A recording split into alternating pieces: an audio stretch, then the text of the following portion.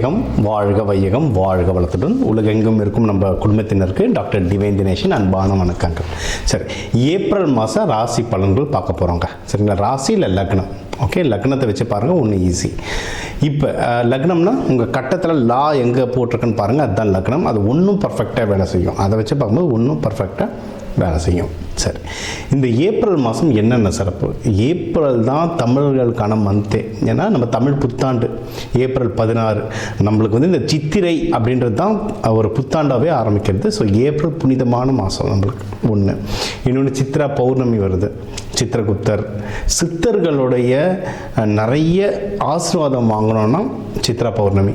சித்திரை திருவிழா, மதுரை குலுங்கன்ற மாதிரி ஃபுல் சித்திரை திருவிழா வருது. ஸோ இந்த ஏப்ரல் மாதம் வந்து ஒரு புனிதமான மாதம். ஓகேங்களா, இந்த புனிதமான மாதத்தில் நம்ம ராசிக்கு எந்தெந்த விஷயங்கள்லாம் ரொம்ப சாதகமாக இருக்குது, எதுலலாம் நல்ல வாழ்க்கையில் முன்னேறலாம், வேறு எந்தெந்த விஷயத்தில் நான் கொஞ்சம் கவனமாக இருக்கணும், என்னென்ன வழிபாடுகள் பண்ணணும் அப்படின்றத நம்ம ஒவ்வொன்றா பார்த்துட்டு வருவோம்.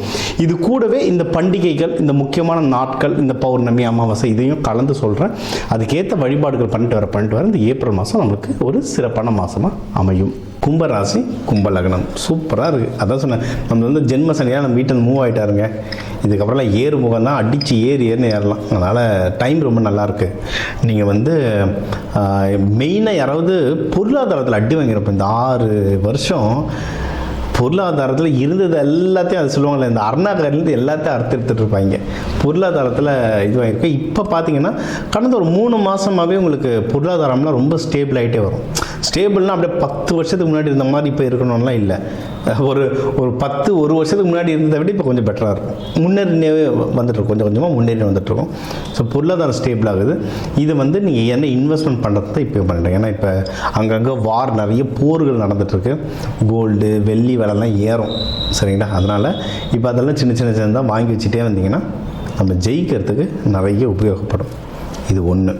படிக்கிற குழந்தைங்க நல்லா படிக்கும் சார். ஏன்னா கும்பமும் எப்படின்னா படிக்கிற ஏஜில் பார்த்தீங்கன்னா பசங்க கொஞ்சம் மந்தமாக இருக்கும். சனி பகவான் வீடு இருந்தாலும் கொஞ்சம் மந்தமாக இருக்கும், அடிக்கடி உடம்பு சரியில்லாமல் இருக்கும். அதுவும் பூரட்டாதிலாம் பிறந்ததுன்னா ஒரு 3வது 4வது படிக்கும்போது கிட்டத்தட்ட சனி தசை ஆரம்பிச்சிடும். அப்படியே பசங்க மந்தமாக இருக்கும். அதனால் குழந்தைங்களை அடித்து ஒரு பிரயோஜனமும் கிடையாது. சனி பகவானுடைய தாக்கம் தான் அது. அந்த சனி பகவான் தாக்கத்தை குறைச்சிட்டிங்கன்னா பசங்க நல்லா படிக்க ஆரம்பிச்சாங்க. ஏன்னா கும்பத்துலலாம் பசங்க பிறந்தால் நீங்கள் லக்கி, குடும்பத்தை தாங்குவாங்க. கும்பத்தில் பிறந்த பசங்க குடும்பத்தை தாங்குவாங்க. அண்டு நீங்கள் வந்து அதில் படிக்கிற குழந்தைங்க நல்லா படிக்கும். நம்ம எப்பவுமே சொல்கிறது தான், டீ கொடுக்கும்போது ஏலக்காய் போட்டு கொடுங்க. சாப்பாட்டில் எப்போவுமே பச்சை காய்கறிகள் ஏதாவது ஒரு வேளை, இல்லை சாப்பாட்டில் வந்து ஏதோ ஒரு டிஷ்ஷு கீரை வெண்டைக்காய் இந்த பச்சை காய்கறி கொடுத்துட்டே இருங்க. புதன் நல்லா ஆக்டிவேட் ஆகும், மூளை நல்லா ஆக்டிவேட் ஆகும். இது படிக்கிற குழந்தைங்களுக்கு மட்டும் கிடையாது. இது வந்து நீங்கள் வந்து ஏதாவது வண்டி வாகனம் வாங்கணுன்னாலும் இது யூஸ் ஆகும். உங்களுடைய கம்யூனிகேஷன் இம்ப்ரூவ் பண்ணுறதுக்கு யூஸ் ஆகும். கும்பம் எப்படி இருக்குன்னா, நம்ம ஒன்று சொன்னால் எதிர்க்க இருக்கவங்க வேற மாதிரி புரிஞ்சுப்பான். இல்லை அந்த அர்த்தத்தில் சொல்லலைன்னா, இல்லை நீ அப்படி தான் சொன்னேன் அப்படின்னு சொல்லுவாங்க. நான் தப்பாக நினைக்கிறாங்க, நீ தப்பாக நினச்சேன்னு வாங்க. அதெல்லாம் என்ன கம்யூனிகேஷன் இஷ்யூ. ஸோ நீங்கள் வந்து புதன் ஆக்டிவேட் பண்ணிட்டீங்கன்னா அந்த கம்யூனிகேஷன் வந்து ப்ராப்பர் சேனலாக இருக்குங்க. சரிங்களா, இன்னொன்று எதனா வண்டி வாகனம், வீடு எதனா வாங்கணும், நகை எதனா வாங்கணும்னா இதுக்கெல்லாம் சரியான டைம். இதனால சரியான டைம். இந்த 6 வருஷத்தில் வந்து நம்ம சண்டை போடாத ஆளுங்க யார்? வீட்டில் ஒய்ஃபு ஹஸ்பண்ட்டு சண்டை போட்டிருப்போம், பசங்கள்கிட்ட சண்டை போட்டிருப்போம், வேலை செய்கிறதுல சண்டை போட்டிருப்போம். இப்போ வந்து கொஞ்சம் பேச்சப் ஒர்க் பண்ணலாம். இப்போ அம்மா கிட்டனா எதனா சண்டைனா கொஞ்சம் பேச்சப் ஒர்க் பண்ணலாம். ஃப்ரெண்ட்ஸுங்க கிட்ட எதனா சண்டைனா கொஞ்சம் பேச்சப் ஒர்க் பண்ணலாம். கொஞ்சம் பேச்சப் ஒர்க் பண்ணுறதுக்கு இது வந்து ஒரு பெஸ்ட்டான டைமாக இருக்கும். இது ஒன்று. வேலை இல்லைன்னா யாராவது ப்ரமோஷன்லாம் அதான் வேலை இருந்தாலே பெரிய விஷயம் நிலமில் தான் இருக்கிறோம். வேலையை தக்க வச்சுக்கிட்டவங்க ப்ரமோஷனுக்கு ட்ரை பண்ணலாம். இல்லை புதுசாக வேலை, சார் ரொம்ப வருஷம் ஒரே இடத்துல மாட்டிக்கிட்டு இருக்கேன் சார், வெளியே மாறணும், வேறு ஜாப் வேணும் சார்னா இப்போ வந்து ஜாப் மாறுறதுக்கு இது வந்து ஒரு சூப்பரான டைமுங்க. தாராளமாக ஜாப் மாறும், ஜாப் கிடைக்கும். நீங்கள் வந்து இப்போ யாரும் லவ் பண்ணுறீங்கனாலும் கும்பத்துக்கு லவ்ன்றது கொஞ்சம் கஷ்டம் தான். ஏன்னா ரொம்ப நல்ல பசங்களாக இருப்பாங்க, ஒழுக்கமானவங்களாகவும் இருப்பாங்க, உண்மையை வந்து வேறு முகத்துக்கு நேரம் சொல்லிடுவாங்க. அதனால் கொஞ்சம் அமையது லைட்டாக கஷ்டம்தான். அதை மீறி உங்கள் மனசுக்காக அமைஞ்சிருச்சுன்னா டக்குன்னு கல்யாணமாக மாற்றி விட்ருங்க. ஏன்னா அதுக்கும் டைம் வந்து ரொம்ப நல்லாயிருக்கு. புதுசாக பொண்ணு மாப்பிள்ளை தேடுறவங்க வந்து கல்யாணத்துக்கு டைம் நல்லாயிருக்கு. ஆனால் நீங்கள் வந்து ஜாகிரதையாக பண்ணணும். ஏன்னா இந்த பேக்ரவுண்ட் வெரிஃபிகேஷன் ஜாகிரதையாக பண்ணணும். ஏன்னா யாரும் தெரியாமல் தான் மேட்ரிமோனியில் பார்த்துட்டு பண்ணுறோம். ஸோ வெரிஃபிகேஷன் கரெக்டாக பண்ணிக்கோங்க.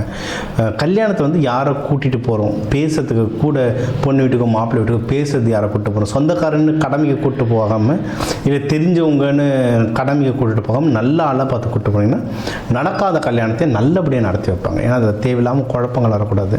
யாராவது நம்ம வரதட்சணையே வேணாம்னு சொல்லியிருப்போம், யாராவது ஒருத்தர் பொண்ணுக்கு எவ்வளோ போடுறீங்கன்னு ஆரம்பிப்பாங்க, பஞ்சாயத்து ஆகிடும். இந்த மாதிரி தான் சம்மந்தம். அவங்கக்கிட்ட நம்ம எதுவும் சொல்லியிருக்க மாட்டோம், அவங்களாம் ஒன்று கேட்பாங்க, குழப்பி விட்டுருவாங்க.